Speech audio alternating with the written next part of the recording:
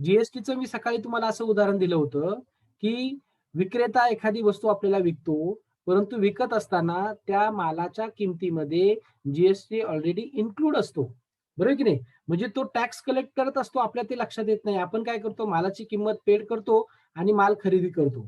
परंतु विक्रेत्याला जो विक्रेता असेल, जो मॅन्युफॅक्चरर असेल किंवा जो एजंट असेल, किंवा त्याला आपण होलसेलर म्हणूया किंवा रिटेलर म्हणूया.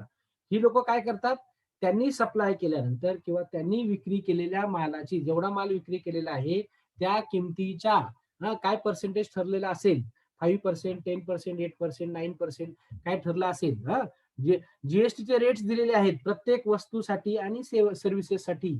जीएसटी लॉ मध्ये काय केलेले आहेत, रेट्स दिलेले आहेत. GST rates, goods and service taxes, tax rates दिलेले आहेत. आणि त्या रेट्सनी तो दुकानदार, तो सेलर काय करत असतो, आपल्या वतीनं किंवा आपण जे माल खरेदी केला त्याचा टॅक्स तो काय करत असतो, गव्हर्नमेंटला भरत असतो. म्हणून what is GST? GST is a goods and service tax. It is a indirect tax. आलं लक्षात? काय इनडायरेक्ट तुमच्या लक्षात आलं? मगाशी मी ते एक्सप्लेन केलेलं आहे. Indirect tax लेव्हिड on the supply of goods and services. Supply म्हणजे काय? विक्री करणं असेल किंवा पुरवणं असेल, सप्लाय करणं असेल. असा जर माल झाला तर त्याला आपण जीएसटी लागू होतो. These indirect tax laws have replaced many indirect tax laws. Many indirect tax laws म्हणजे काय? पूर्वी मी तुम्हाला सांगितलं, मोठ्या प्रमाणावर वेगवेगळ्या प्रकारचे टॅक्सेस होते. बरोबर की नाही? आणि मग हे सगळे वेगवेगळ्या प्रकारचे टॅक्सेस कोणते कोणते होते? व्हॅट होता, सेंट्रल एक्साइज टॅक्स होता, सर्व्हिस टॅक्स होता, सेंट्रल सेल्स टॅक्स होता. हे सगळे ॲबॉलिश झाले आणि एकच शासनाने, केंद्र सरकार आणि स्टेट गव्हर्नमेंटनी काय केलं? एकच प्रकारचा टॅक्स म्हणजे इनडायरेक्ट टॅक्स अंमलात आणला आणि त्याला जीएसटी असं म्हणतात. It is a indirect tax for entire country. म्हणजे देशातील सगळ्या राज्यांनी, संपूर्ण देशांनी जीएसटी ऍक्सेप्ट केलेला आहे, त्याप्रमाणे टॅक्स कलेक्ट केलेला आहे. त्याला म्हणतात जीएसटी.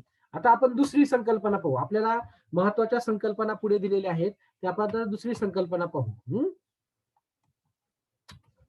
दुसरी संकल्पना आहे कॅपिटल गुड्स. आता कॅपिटल गुड्स म्हणजे काय? तुम्ही अकाउंटला तुम्ही शिकलेला होता कॅपिटल गुड्स. तरी पण आपण कॅपिटल गुड म्हणजे पाहू काय. Capital goods. कॅपिटल गुड्स म्हणजे काय? तुम्ही 11वी-12वीला असताना कॅपिटल गुड्स म्हणजे कॅपिटल असेट, रेव्हेन्यू असेट ऐकलं असेल ना. तर capital goods means goods the value of which is capitalised in the books of accounts. Capitalised in the books of accounts म्हणजे काय? की अशी असेट की जी ऍटलिस्ट 4-5 इयर्स किंवा 10 इयर्स लॉंग टर्म साठी तिचा वापर करून आपण काय करणार आहे, व्यवसायामध्ये काही प्रोडक्शन करणार आहेत, मॅन्युफॅक्चरिंग करणार आहात किंवा तिचा आपण भविष्यात केवळ एका वर्षासाठी नाही तर एका वर्षापेक्षा जास्त कालावधीसाठी तिचा आपण वापर करणार आहे. अशा वस्तू जर खरेदी केल्या तर त्याला कॅपिटल गुड्स असं म्हणतो. फॉर एक्झाम्पल आपण प्लांट अँड मशिनरी खरेदी केली, तर प्लांट अँड मशिनरी जी खरेदी केली जाते ती एका वर्षातच आपण वापरून फेकून देतो का? तर नाही. तिचं लाईफ जोपर्यंत आहे तोपर्यंत ती वापरण्याचा प्रयत्न करत असतो. आपण फोर व्हीलर खरेदी केली, कार खरेदी केली असेल किंवा फर्निचर खरेदी केलं असेल किंवा बिल्डिंग खरेदी केलं असेल, की जी वस्तू आपण एकापेक्षा जास्त वर्ष जास्त कालावधीसाठी वापर करणार आहोत, अशा वस्तूला आपण काय करतो? कॅपिटल गुड्स असं म्हणतो. कॅपिटल असेट असं म्हणतो. म्हणून कॅपिटल गुड्सची व्याख्या त्यांनी काय केली आहे? Capital goods means goods the value of which is capitalised in the books of accounts and which is ज्याचा वापर केला जातो in the course of furtherance of business. म्हणजे भविष्यात व्यवसायामध्ये पुढच्या कालावधीसाठी, जास्तच्या कालावधीसाठी, मोठ्या कालावधीसाठी त्या असेटचा किंवा त्या वस्तूचा वापर केला जातो. अशा वस्तूला कॅपिटल गुड्स असं म्हणतात. आणि मग तुम्हाला कॅपिटल गुड्सचं उदाहरण दिलेलं आहे. Plant and machinery, furniture, building. आलं का लक्षात? त्याला म्हणतात कॅपिटल. आता तुम्ही म्हणाल की सर जीएसटी मध्ये याचा काय उपयोग आहे? तर याच्यावर जर एखादा आपण कार खरेदी केली, आपण प्लांट अँड मशिनरी खरेदी केला, फर्निचर खरेदी केलं, तर त्याच्यावर सुद्धा जरी ती कॅपिटल गुड्स असेल, त्याच्यावर सुद्धा काय जीएसटी टॅक्स जीएसटी लावलेला आहे. GST is levied on capital goods also. आता आपण पुढची डेफिनेशन बघूया. या डेफिनेशन पटपट बघू, कारण मला इंटरस्टेट म्हणजे काय, इंट्रास्टेट म्हणजे काय, या गोष्टी तुम्हाला जास्त एक्सप्लेन करायच्या आहेत, समजतील. तिसरी डेफिनेशन जी आहे की जी तुम्हाला लिहायची आहे ती म्हणजे इनपुट गुड्स. इनपुट गुड्स म्हणजे काय? कुणी बोलतंय का? No. ओके, चला इनपुट गुड्स. इनपुट गुड्स म्हणजे काय? Input goods means any goods other than capital goods. म्हणजे वरती जो कॅपिटल गुड को जो एका वर्षापेक्षा जास्त कालावधीसाठी वापरणार त्याला आपण कॅपिटल गुड्स म्हणतो. आणि ते शबीर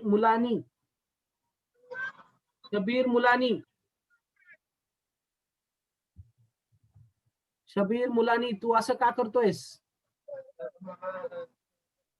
हा,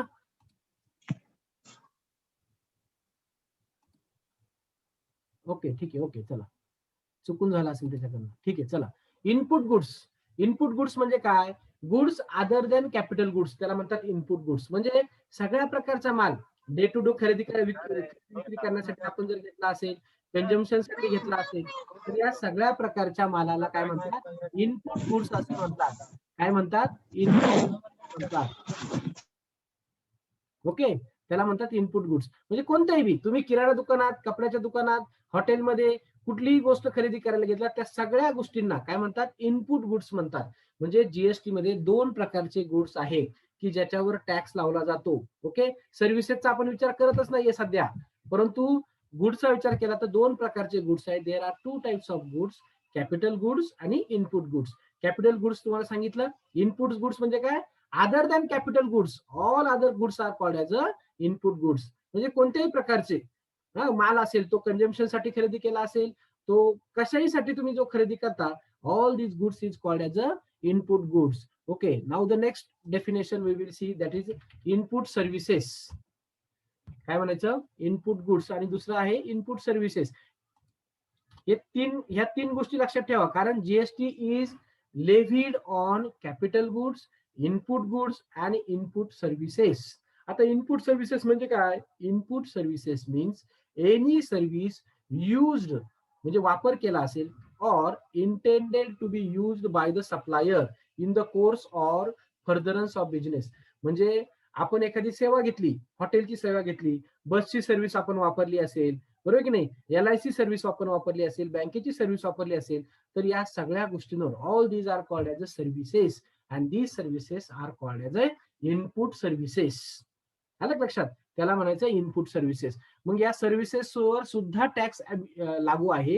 आणि म्हणून जर कुणी तुम्हाला सहज विचारलं की जीएसटी कोणत्या मालावर अवलंबून आहे, मालावर आणि कोणत्या गुड्सवर आणि सर्व्हिसेसवर आहे, तर कॅपिटल गुड्स, इनपुट गुड्स आणि इनपुट सर्व्हिसेस, या 3 गोष्टींवर जीएसटी लागू होतो. आता इनपुट गुड्स म्हटलं तर लार्ज नंबर ऑफ गुड्स येईल बरं का त्याच्यामध्ये. त्याची list of different types of goods is mention in the laws. तुम्ही ती सर्च करा, गुगलवर सर्च करा, तुम्हाला इतकी मोठी लिस्ट सापडेल की म्हणजे n number of goods is coming under input goods. On the same line n number of goods are also coming under capitalise goods. आणि प्रत्येकाचे टॅक्स रेट दिलेले आहेत. आलं लक्षात? ही झाली चौथी इनपुट सर्व्हिसेस. या छोट्या छोट्या व्याख्या आहेत म्हणून मी जास्त वेळ घेत नाही. पुढची जी व्याख्या आहे ती म्हणजे पर्सन. ही जी आहे पर्सन म्हणजे काय? पर्सन म्हणजे काय? ज्याला जीएसटी पेबल, ज्याला जीएसटी पे करायचा आहे, ज्याला जीएसटी कलेक्ट करायचा आहे, अशा सगळ्या व्यक्तींना पर्सन असं म्हणतात. आणि म्हणून पर्सनची व्याख्या जीएसटी ऍक्ट मध्ये काय काय काय दिलेली आहे? Person means an individual. Individual म्हणजे कोण? आपण जिवंत माणसं म्हणजे इंडिव्हिज्युअल. आलं लक्षात? स्त्री पुरुष सगळे, त्याला काय म्हणतात? इंडिव्हिज्युअल असं म्हणतात. एचयूएफ म्हणजे काय? हिंदू अनडिवायडेड फॅमिली, म्हणजे एकत्र कुटुंब पद्धती. लक्षात आलं का? तुम्ही 11वी-12वीला शिकला असेल एकत्र कुटुंब पद्धती. एकत्र कुटुंब पद्धतीला सुद्धा पर्सन म्हटलं जातं. इंडिव्हिज्युअल सुद्धा पर्सनच्या व्याख्येमध्ये येतो. किंवा कंपनी किंवा फर्म, पार्टनरशिप फर्म किंवा लिमिटेड लायबिलिटी पार्टनरशिप किंवा असोसिएशन ऑफ पर्सन, म्हणजे एकापेक्षा जास्त, 2 पेक्षा जास्त लोकांनी एकत्र यायचं एखाद्या ऍक्टिव्हिटीसाठी, त्यालाच बॉडी ऑफ इंडिव्हिज्युअल्स असंही म्हणतात. मग त्यांचं रजिस्ट्रेशन झालेलं असू किंवा नसू, हे सगळे लोक पर्सन म्हणून येतात. किंवा any corporation established under the central act, म्हणजे सेंट्रल गव्हर्नमेंट काय करतो, काही गव्हर्नमेंट कंपनी किंवा एखादं स्पेशल कामासाठी एखादी संस्था स्थापन करते, तर ती संस्था सुद्धा पर्सन म्हणून धरली जाते. किंवा any corporate incorporated or under the laws of country outside India, म्हणजे एखादी आपली इंडियाची इन्स्टिट्यूशन आहे, परंतु ती परदेशात आहे, परंतु ती इनकॉर्पोरेट कुठे झाली आहे, इंडियामध्ये झाली आहे. तर त्या कंपनीला सुद्धा काय म्हणायचं, पर्सन असं म्हणतात. किंवा कोऑपरेटिव्ह सोसायटी, सहकारी संस्था, लोकल ऑथॉरिटी म्हणजे म्युनिसिपल कॉर्पोरेशन असेल, हा, ग्रामपंचायत असेल, किंवा लोकल ऑथॉरिटी जे आहे ना, कॅन्टोन्मेंट, ह्या सगळ्या लोकल ऑथॉरिटीमध्ये येतात. त्याचबरोबर पर्सन मध्ये आणखी काय येतं, सेंट्रल गव्हर्नमेंट पण येतं, स्टेट गव्हर्नमेंट पण येतं, बरोबर की नाही. किंवा ज्या सोसायटीज रजिस्ट्रेशन ऍक्ट 1960च्या अंतर्गत रजिस्ट्रेशन झालेले आहे, त्यांना सुद्धा पर्सन म्हणून घोषित केलेलं आहे, गृहीत धरलेलं आहे. किंवा चॅरिटेबल ट्रस्ट असेल, प्रायव्हेट ट्रस्ट असेल, हा, किंवा एखादी आर्टिफिशियल ज्युरिडिकल पर्सन, आर्टिफिशियल व्यक्ती कोण आहे, company is an artificial person, तुम्ही ऐकलं असेल. किंवा कायद्याने एखादी कंपनी तयार केली असेल, तर या सगळ्या जे ABCDEFGHIJKLMN या सगळ्यांमध्ये A to N पर्यंत ज्या ज्या गोष्टी दिलेल्या आहेत, त्या सगळ्यांना पर्सन असं म्हणतात. जीएसटी मध्ये काय म्हणतात, पर्सन. आता तुम्ही म्हणाल सर या पर्सनच्या व्याख्येचा काय उपयोग आहे, तर या सगळ्या लोकांना काय करायचंय, जीएसटीच्या अंतर्गत रजिस्ट्रेशन करायचं आहे. आणि जर ते व्यवहार करत असतील कुठला खरेदी विक्रीचा किंवा माल सप्लाय करण्याचा, तर त्यांना जीएसटी पे करायचा आहे. म्हणून या लोकांना पर्सन म्हणायचं, या सगळ्या A to N या सगळ्या लोकांना काय म्हणायचं, पर्सन म्हणायचं. आणि यांना काय करायचंय, जीएसटीच्या अंतर्गत रजिस्ट्रेशन करायचंय. आणि यांनी जर काही ट्रान्झॅक्शन केले, व्यावसायिक असेल किंवा काय खरेदी विक्रीचे व्यवहार केले असेल किंवा सप्लायचे व्यवहार जर केले, तर त्यांना जीएसटी पे करायचा आहे. गुड्स अँड सर्व्हिस टॅक्स काय करायचं आहे, त्यांनी खरेदी केलेल्या मालावर किंवा त्यांनी विक्री केलेल्या मालावर काय करायचंय, टॅक्स पे करायचा आहे. आणि म्हणून या लोकांनी कंपल्सरी रजिस्ट्रेशन करणं गरजेचं आहे. आता तुम्ही म्हणाल सर इंडिव्हिज्युअल म्हणजे आपल्याला रजिस्ट्रेशन करणं कंपल्सरी आहे का, नाही. We are not doing business. किंवा आपण कंटिन्युअस खरेदी विक्री करतो का, किंवा आपण खरेदी केलेला माल विकतो का कोणाला, नाही. म्हणजे consumer need not required to register. जरी आपण इंडिव्हिज्युअल मध्ये पडतो, पण आपल्याला त्याचं रजिस्ट्रेशन करण्याची गरज नाही. कारण आपण माल खरेदी करतो, आपण फक्त काय करतो, माल खरेदी करतो ना, आपण आपल्याला वापरतो. आपण खरेदी करून विकतो का, हा, जर आपण खरेदी करून विकत असाल तर आपल्याला निश्चित रजिस्ट्रेशन करावं लागेल. आलं का लक्षात. म्हणून फार सेंट्रल गव्हर्नमेंट असू द्या, स्टेट गव्हर्नमेंट असू द्या, यांनी जरी काही खरेदी विक्री किंवा माल खरेदी करून दुसरीकडे सप्लाय करणं, वापरणं असं जरी करत असाल, तरी त्यांना सुद्धा रजिस्ट्रेशन पर्सन म्हणून करावं लागतं. म्हणजे हाऊसिंग सोसायटी असेल, कोऑपरेटिव्ह सोसायटी असेल, यांनी जर अशा प्रकारचे ट्रान्झॅक्शन खरेदी विक्रीचे करायचे ठरवले, तर त्यांना जीएसटी अंतर्गत रजिस्ट्रेशन करणं आणि शासनाचा, सेंट्रल गव्हर्नमेंटचा आणि स्टेट गव्हर्नमेंटचा टॅक्स देणं गरजेचं आहे. आणि म्हणून the definition of said person is very vast. तुम्ही जर शेवटची लाईन बघितली ना, ही जी ह्या जे याच्यामध्ये म्हणजे any person not falling within any of the above, म्हणजे कोणती व्यक्ती वरील प्रमाणे नाहीये, वरील याच्यामध्ये बसत नाही, ती सुद्धा व्यक्तीचं जर तिने खरेदी विक्री किंवा सप्लाय जर केला, तर ती सुद्धा पर्सन या व्याख्येमध्ये जीएसटीच्या येते आणि तिला रजिस्ट्रेशन करावं लागेल असं त्यांनी सांगितलंय. Only registered person can pay GST. Please लक्षात ठेवा, आपण रजिस्टर्ड आहोत का, नाही, आपण पे करू शकत नाही. आणि आपण खरेदी विक्रीचा ट्रान्झॅक्शनही करत नाही, म्हणून आपल्याला रजिस्ट्रेशन करायची गरज नाही. ही झाली पर्सनची व्याख्या. आता 6वी व्याख्या आपण बघू. आपल्याला थोडंसं पुढे पटपट जायचंय, कारण आपल्याला महत्वाच्या व्याख्या तुम्हाला मला पुढे सांगायच्या आहेत, कारण त्या व्याख्या तुम्हाला समजणं गरजेचं आहे. पुढची जी व्याख्या आहे ती म्हणजे आउटपुट टॅक्स.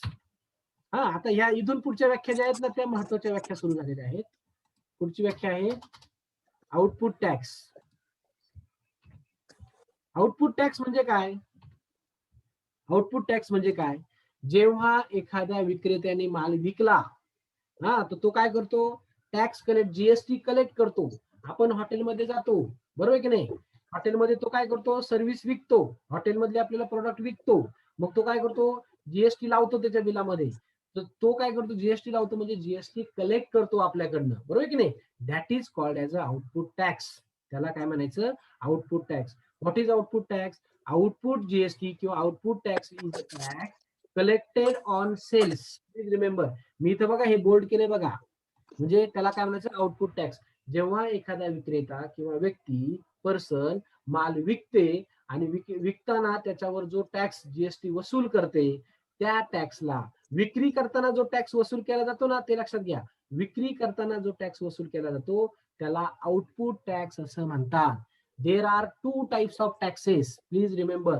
दोन प्रकारचे जीएसटीच्या अंतर्गत टॅक्सेस आहेत, एक आउटपुट टॅक्स आणि दुसरा इनपुट टॅक्स. आपण बघत आहोत output tax. Output GST is a tax collected on sales. It is tax chargeable under this act on taxable supply of goods. म्हणजे विक्रीमध्ये सप्लाय पण आला, बरोबर की नाही. सप्लाय ऑफ गुड्स और services both made by him or by his agent. म्हणजे मी माझ्या वतीने जर एखादा एजंट नेमला असेल आणि एजंटनी जर माल विकला असेल तर त्यांनी विकताना सुद्धा त्यांनी काय करायचंय, जीएसटी वसूल करायचा आहे आणि तो शासनाला पे करायचा आहे. थोडक्यात तुम्ही फक्त एवढंच लक्षात ठेवा, आउटपुट टॅक्स म्हणजे काय, tax collected at the time of sale of goods and services.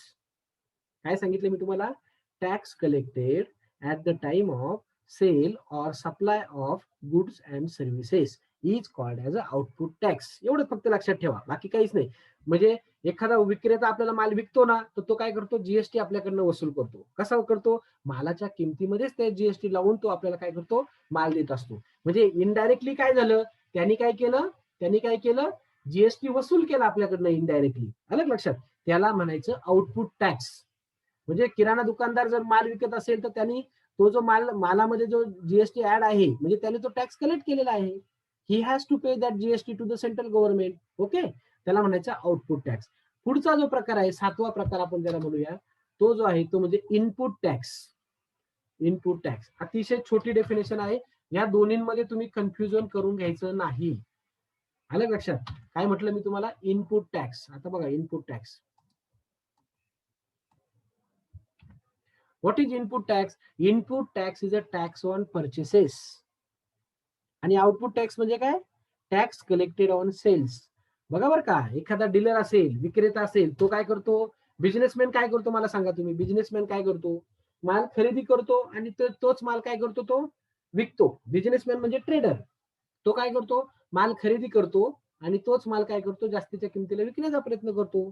मग मला सांगा, बिझनेसमॅन माल खरेदी करतो म्हणल्यानंतर तो खरेदी करत असताना कोणत्या प्रकारचा टॅक्स भरतो, तो जो टॅक्स भरतो त्याला कोणता टॅक्स म्हणायचं, इनपुट टॅक्स म्हणायचं का आउटपुट टॅक्स म्हणायचं, तर त्याला म्हणायचं इनपुट टॅक्स. जेव्हा आपण माल खरेदी करतो, हा, खरेदी केलेल्या मालावर जो टॅक्स पेड करतो आपण, जीएसटी पेड करतो, त्याला म्हणायचं इनपुट टॅक्स. आणि आपण खरेदी केलेला माल जेव्हा विकतो समोरच्याला, तेव्हा त्याला म्हणायचं, विकताना जो जीएसटी वसूल करतो त्याला म्हणायचं आउटपुट टॅक्स. थोडक्यात तुम्ही लक्षात ठेवा. बघा मी बोल्ड केले दोन्ही ठिकाणी. बघा 6 नंबरच्या डेफिनेशन मध्ये, GST collected on sale of goods and services is called as a output tax. आणि इनपुट टॅक्स म्हणजे काय, GST paid at the time of purchase of product.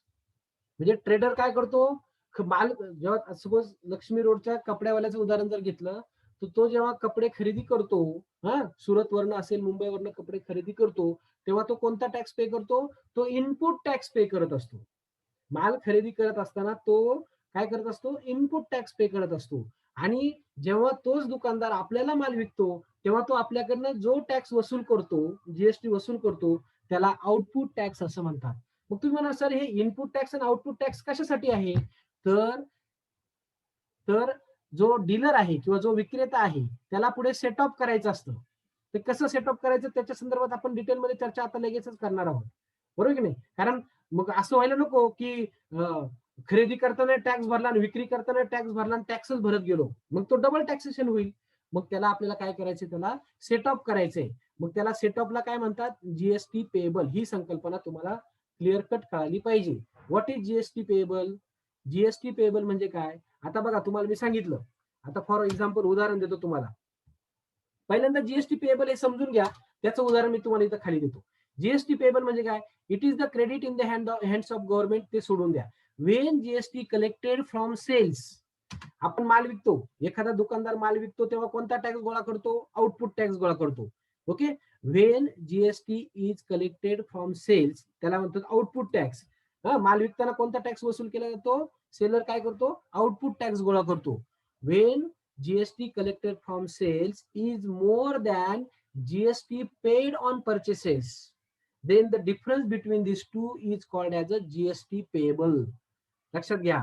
म्हणजे जो लक्ष्मी रोडवरचा दुकानदार आहे की नाही, कपड्याचा व्यापारी, आता मी तुम्हाला उदाहरण देतो. मिस्टर ए इज त्याला आपण त्याचा काय म्हणतो, क्लॉथ बिझनेस आहे त्याचा. मग तो काय करतो, पहिलं तो काय करेल, पहिलं ट्रान्झॅक्शन काय करेल, परचेस ऑफ क्लॉथ्स.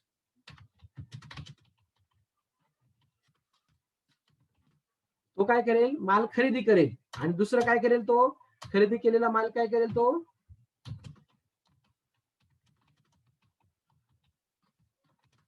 काय करेल, माल तो विकेल. बरोबर की नाही. व्यापारी काय करतात, या दोनच गोष्टी करतात, माल खरेदी करतात आणि माल विकतात. आता उदाहरण सांगतो तुम्हाला. आता म्हणजे जीएसटी पेबल कसं येतं बघा. जेव्हा लक्ष्मी रोडचा व्यापारी मिस्टर ए नी जेव्हा तो सुरतवरनं माल खरेदी करतो, परचेस सुरतवरनं किंवा मुंबईवरनं माल खरेदी करतो. सपोज त्यांनी किती रुपयाचा माल खरेदी केलाय, he has purchased clothes of rupees suppose 1 lakh, of rupees 1 lakh. आता त्याच्यावर त्यांनी सपोज जीएसटी पेड केला असेल, ही पेड जीएसटी. त्या जीएसटीला काय म्हणायचं मला सांगा बरं. खरेदी करत असताना जो जीएसटी पेड करतो, मालावर जो जीएसटी पेड करतो, त्याला इनपुट टॅक्स म्हणायचं. जीएसटी पेबल त्याला नाही, माल इनपुट पेड केला जातो त्याला कोणता, आउटपुट टॅक्स म्हणायचं का इनपुट टॅक्स म्हणायचं? इनपुट. येस, त्याला इनपुट टॅक्स म्हणतात. त्याला काय म्हणतात, इनपुट टॅक्स. माल खरेदी करत असताना जर आपला लेक्चर जर ते हे जर टाइम आउट झाला तर पुन्हा जॉईन व्हा बरं का. तर त्याला आपण काय म्हणतो, इनपुट टॅक्स म्हणतो.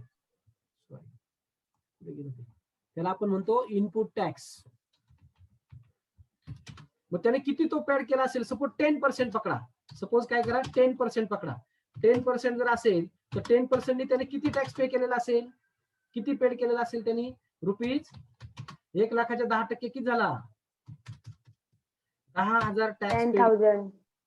बरोबर. आणि सपोज त्यांनी माल खरेदी केला 1 लाखाचा आणि त्यांनी विकला. त्यांनी काय केलं, विकला. He has sold the same clothes at rupees, म्हणजे 1 लाखाचा माल खरेदी केला पण त्याने ते विकला 1,50,000. म्हणजे बरोबर की नाही, त्याचा तो प्रॉफिट ऍड करणार की नाही. मग त्याने विकला 1,50,000 तो माल विकला. तर मला तुम्ही सांगा, मग तो काय करेल, ही कलेक्ट जीएसटी. त्या जीएसटीला काय म्हणायचं, माल विक्री जीएसटीला म्हणतात आउटपुट. हे तुम्हाला समजलंच पाहिजे. हे जर कळालं तर मग तुम्हाला काहीच अडचण येणार नाही. मुलं इनपुट टॅक्स आणि आउटपुट टॅक्स मध्ये गडबड करतात. त्यांना शिकवत असताना त्यांना कळतं, पण नंतर प्रॉब्लेम विचारला तर त्याच्यामध्ये सर इनपुट टॅक्स म्हणजे काय, सर आउटपुट टॅक्स म्हणजे काय. सेल करत असताना वसूल केलेला टॅक्स म्हणजे काय, आउटपुट टॅक्स. आणि इनपुट टॅक्स म्हणजे काय, खरेदी करत असताना परचेस करत असताना जो टॅक्स आपण देतो आपल्या सेलरला, आपण ज्याच्याकडनं परचेस केलं त्याला देतो, त्याला म्हणतात इनपुट टॅक्स असं म्हणतात. म्हणजे मग आता आउटपुट टॅक्स, आता हा काय करणार, आपण गोळा करणार. आता सपोज त्याचा पण रेट 10% समजा, त्याचा 10% समजा, तर किती टॅक्स गोळा केला आपण, 15,000. सांगा 15,000. मग आता गुड्स अँड सर्व्हिस टॅक्स कायदा काय म्हणतो, मिस्टर एनी किती जीएसटी पे करायचं आहे, तर कायदा असं म्हणतो, 5,000. Mister A must pay rupees must pay किंवा mister A's GST payable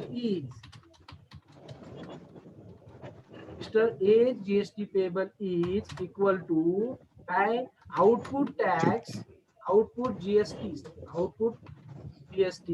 minus input GST. कळलं का तुम्हाला. म्हणजे किती आलं ते मला सांगा, 5,000. 5,000. म्हणजे इनपुट आउटपुट लिहिलं मी, फक्त आउटपुट लिहायचं इथं. आउटपुट जीएसटी किती गोळा केला आपण, आउटपुट जीएसटी इथं 5,000. 15,000. आउटपुट जीएसटी किती केला, गोळा केला 15,000. पण आपण माल खरेदी करताना ऑलरेडी आपल्याला पेड केलेला आहे, तो काय करायचा, वजा करायचा, minus net GST payable. Therefore GST payable is 5,000. Rupees 100,000. 5,000. म्हणजे मिस्टर ए ला किती जीएसटी पे करायचं आहे? फक्त 5,000 करायचं आहे. पण हे जरी म्हणजे हे सोपं आहे, पण त्याला खरेदी केल्याचे सगळे बिल व्यवस्थित ठेवावं लागणार आहे.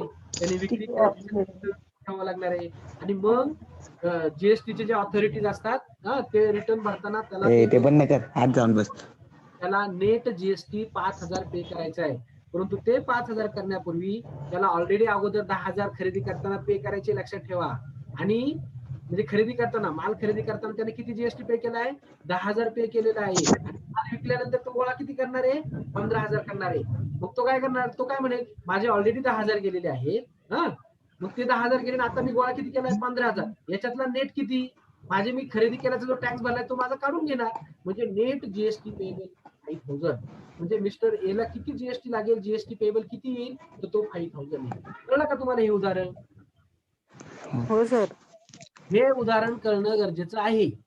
म्हणजे GST payable is output GST minus input GST. Please हे लक्षात ठेवा. तुम्हाला सहज ओरल परीक्षेला ओरल मध्ये तुम्हाला विचारलं जाईल, what is GST payable? GST payable is output GST minus input GST. म्हणजे त्या व्यापाऱ्यांनी खरेदी करत असताना जो टॅक्स पेड केला इनपुट टॅक्स म्हणतात. आणि मग आउटपुट टॅक्स बरोबर त्याचं जे सेट ऑफ होतं, त्याला जीएसटी पेबल असं म्हणतात. त्याला काय म्हणतात? GST payable. सेट ऑफ म्हणजे काय? सेट ऑफचा फॉर्म्युला काय आहे? Output GST minus input GST. बस इनपुट जीएसटी. लक्षात आलं का? हे फॉर्म्युला पाठ करा. आउटपुट जीएसटी कशावर गोळा केला जातो? विक्रीवर. इनपुट जीएसटी कशावर पेड केला जातो? खरेदीवर. या म्हणजे मुलं काय करतात? कन्फ्युजन करतात. आलं लक्षात? समजलं का तुम्हाला? ही संकल्पना समज. आता पुन्हा एकाने चॅट बॉक्स मध्ये टाकलंय, सर आउटपुट टॅक्स आणि इनपुट टॅक्स म्हणजे काय? तर प्लीज लक्षात ठेवा, जेव्हा एखादा व्यापारी किंवा दुकानदार माल विकतो आणि विकून जीएसटी वसूल करतो, त्याला म्हणायचं आउटपुट जीएसटी. इकडे लक्ष द्या. हे बघा, हे आउटपुट जीएसटी त्याला म्हणायचं आउटपुट जीएसटी म्हणायचं त्याला. आणि जेव्हा खरेदी केलेला माल आपण जेव्हा आपण काय करतो? माल खरेदी करतो. खरेदी करत असताना आपण जो जीएसटी पेड करतो त्याला म्हणायचं इनपुट टॅक्स. आणि जीएसटी पेबल कसा कॅल्क्युलेट केला? तो खरेदी केलेल्या मालावर पेड केलेला टॅक्स, पुन्हा विक्री केलेल्या मालावर कलेक्ट केलेला टॅक्स, याचं नेट काढलं जातं. Output GST minus input GST is called as a GST payable by mister A. हे उदाहरण तुम्ही चांगलं लक्षात ठेवा. हे जर लक्षात राहिलं तर पुढच्या संकल्पना समजायला तुम्हाला काहीही अडचण येणार नाही. मला सांगा, व्हॉट इज इनपुट जीएसटी? गोळा केला जातो का पेड केला जातो? मला सांगा तुम्ही. पेड केला जातो. सर. खरेदीवर आपण तो पेड करतो, देतो. आणि आउटपुट जीएसटी काय केला? तो गोळा केला जातो. कारण सेल्सवर काय केला? गोळा केला जातो, कलेक्ट केला जातो. लक्षात आलं का? हे समजणं गरजेचं आहे. आता हे झालं थोडक्यात. मी पुढे आपण त्याची उदाहरणं घेणे वेळ आली तर आपण घेऊया आणखी. पण आणखी महत्वाच्या काही संकल्पना अशा आहेत की व्हॉट इज जीएसटीआयएन? दळवी काही करू नको, दळवी. चला, जीएसटीआयएन म्हणजे काय बघूया आपण. जीएसटीआयएन म्हणजे काय? Goods and service tax payer identification number. जी व्यक्ती खरेदी विक्रीचा ट्रान्झॅक्शन करते किंवा माल पाठवण्याचं सप्लाय करत असते किंवा सेवा देण्याचा प्रयत्न करत असते, अशा प्रत्येक पर्सनची व्याख्या आपण वरती पाहिली. अशा प्रत्येक पर्सनला जीएसटी अंतर्गत रजिस्ट्रेशन करावं लागतं. आणि रजिस्ट्रेशन केल्यानंतर प्रत्येक व्यक्तीला 15 डिजिटचा नंबर मिळतो. त्या नंबरला म्हणतात जीएसटीआयएन. जीएसटीआयएनचा फुल फॉर्म काय? Goods and service tax payer identification number. लक्षात आलं तुमच्या? Goods and service tax pairs identification number. प्रत्येक व्यक्तीचा हा नंबर वेगवेगळा असतो. लक्षात घ्या, प्रत्येक व्यक्तीचा हा नंबर जीएसटीआयएन हा वेगळा असतो. आता तुम्ही मला सांगा, जीएसटीआयएन नंबर हा प्रत्येक राज्यावाईज वेगळा असतो. याचा अर्थ काय? राज्यावाईज वेगळा असतो म्हणजे काय? सपोज माझा व्यवसाय पुण्यामध्ये आहे, तर महाराष्ट्रामध्ये माझा जो जीएसटीआयएन नंबर असेल, म्हणजे माझा व्यवसाय पुण्यात पण आहे आणि माझा व्यवसाय हैदराबाद मध्ये पण आहे. मी काय करतोय? माझा व्यवसाय पुण्यात पण आहे, माझा व्यवसाय हैदराबाद मध्ये पण आहे.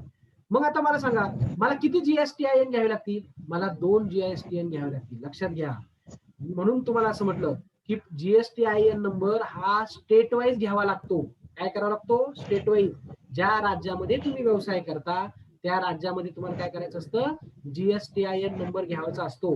म्हणजे मला हैदराबादला सुद्धा आंध्र प्रदेश गव्हर्नमेंट कडनं किंवा त्या जीएसटी कडनं आंध्र प्रदेश मधनं घ्यावं लागेल आणि महाराष्ट्रात सुद्धा, कारण मी पुण्यात व्यवसाय करतोय, महाराष्ट्रात सुद्धा GSTIN घ्यावा लागतो. म्हणून एका व्यक्तीचे राज्यावाईज त्याचा जर व्यवसाय असेल तर राज्यावाईज त्यांनी GSTIN नंबर काढून घेणं गरजेचं आहे. आणि याच्यामध्ये आणखी एक महत्वाचं आहे, GSTIN नंबर हा पॅन बेस्ड आहे. तो पॅन बेस्ड कसा आहे ते नंतर पाहू आपण. पण आता सध्या फक्त लक्षात ठेवा की GSTIN number is of 15 digit. किती डिजिटचा असतो? 15 डिजिटचा असतो आणि स्टेट वाईज तो काढायचा असतो. म्हणजे व्यावसायिकाला किंवा पर्सनला तो घ्यायचा असतो. तुम्ही जो टॅक्स पे करणार आहेत ना, तुमच्या GSTIN नंबरवरच तुम्हाला टॅक्स पे करावा लागतो. जसं इन्कम टॅक्स पॅन नंबरवर आपण पे करतो, तुमचे वडील किंवा घरातली माणसं जे इन्कम टॅक्स पे करत असतील त्यांना काय करावं लागतं? पॅन नंबरवर ते पे करत असतात. तसंच जीएसटी हा GSTIN वर पे केला जातो. आलं लक्षात? हा, आता हे झालं इथपर्यंत.